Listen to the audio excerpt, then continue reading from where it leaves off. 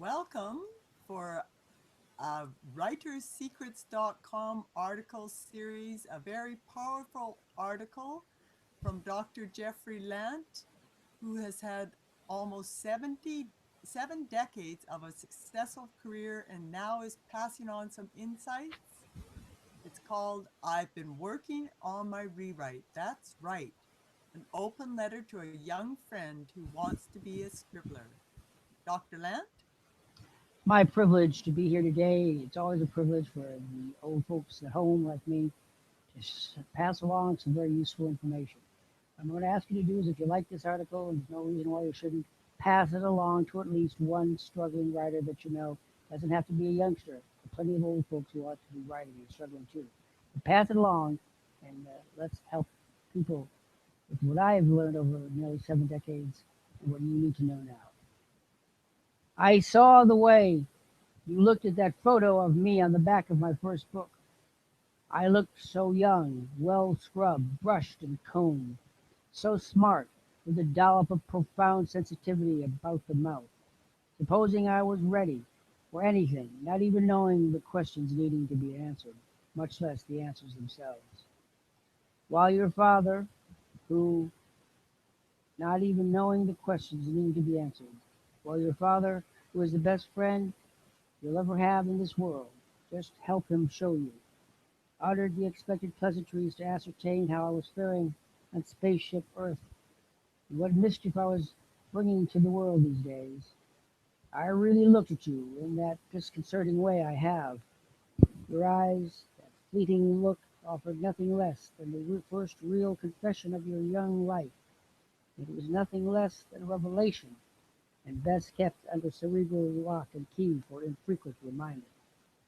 You saw that picture of me and understood, if only for a minute, that I had once been as young as you are today, as young and determined, fortified by ardor and bold audacity. You saw me and thought of yourself as one does. It was no longer my picture on that cover, it was yours. And the magic of the photographer's craft mixed with the total firepower you packed into that glance, made for an image to make the indolent world sit up and take notice.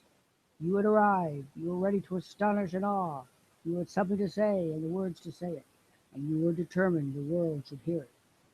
And then you heard your so decent, ever practical father say, "Look at the electrical outlets, son. Dr. Lant was just telling me they're solid gold." And he gave one of them a good smart tap, reiterating the words to ensure you understood what you'd said. Words per se might mean nothing to your dad, but words that produce the dazzling ostentation of gold electrical outlets are well worth the understanding. The man who could throw away good money on self-indulgent lavishness was a man worth knowing, and that's a fact, and so I was.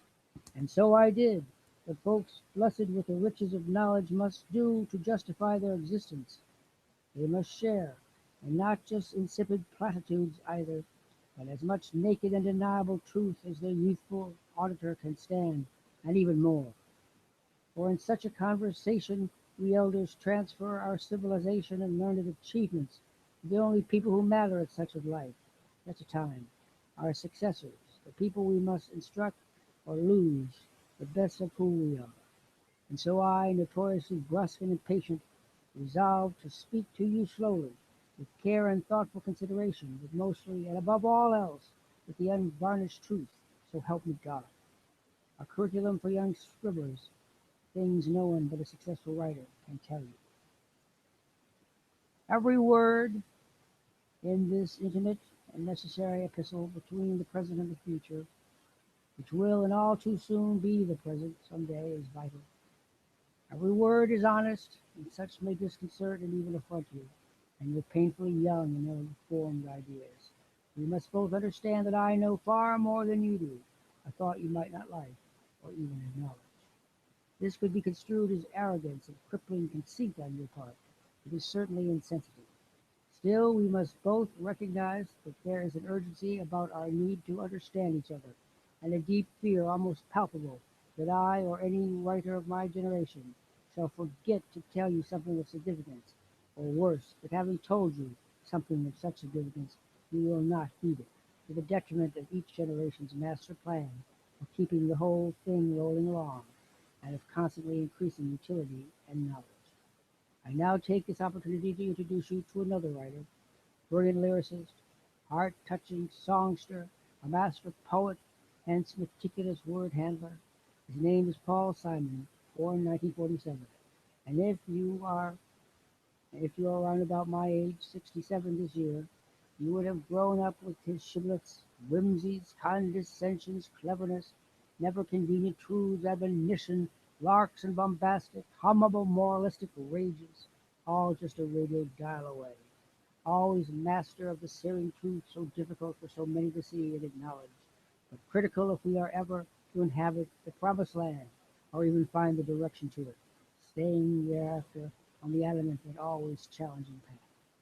Simon's song rewrite for the 2011 album So Beautiful or So What should be required reading and immediately accessible posting by every writer, aspiring or otherwise.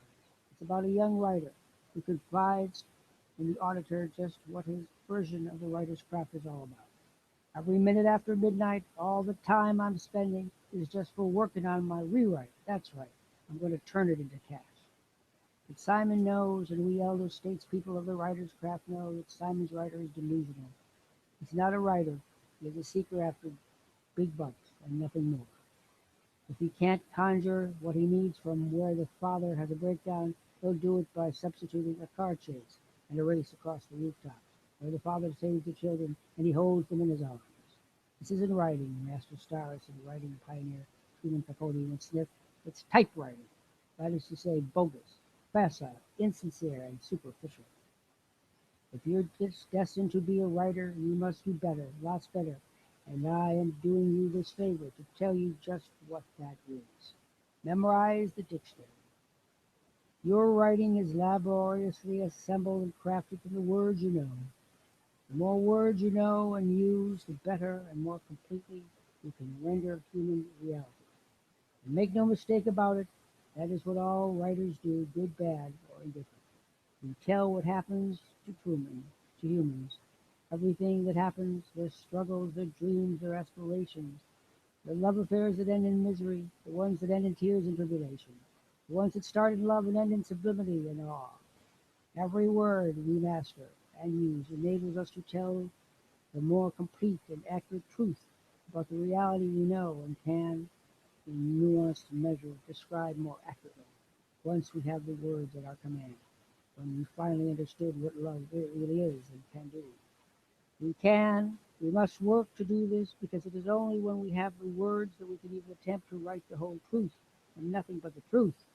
And it is only when we have truth that writing transcends the mundane and allows us to approach God, who is the embodiment of truth, the ultimate destination of every writer, whatever the story he tells. On your dawning love affair with words and the truth they reveal and convey. How many words do you know today? To the extent to which you mean to write, the correct answer is too few, far too few. This is not merely a fact, it is a declaration of immediate commitment and lifelong purpose. And if you mean to write, you must here and now pledge yourself to words, for only then can you succeed in achieving your objective. Thus pledge yourself to learning just 3 new words every day. Just that, you say? Yes, just that, which means just this.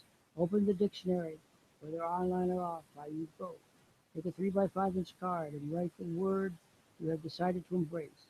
Put it on your tongue, taste it, savor it, with the understanding that if you can incorporate it into your very essence, you will be a better person, a smarter person, a person with yet another puissant tool, better to achieve your objective and ultimately your grand goal. This is how you craft yourself.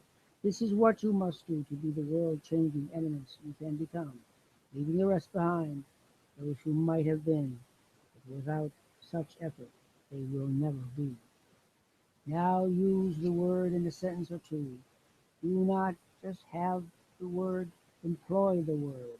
The actual word and its part of speech should go on one side of the card, its definition on the reverse. These are now your flashcards. Treat them with the importance they deserve.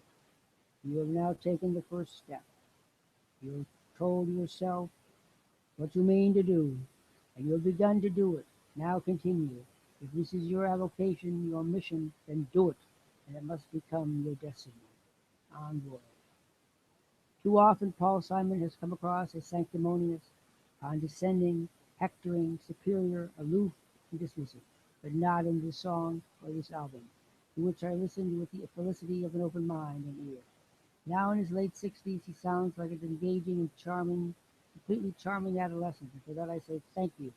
I had no idea that you were there. Pleased to meet you. Go now to any search engine and listen to him all over again. Thank you.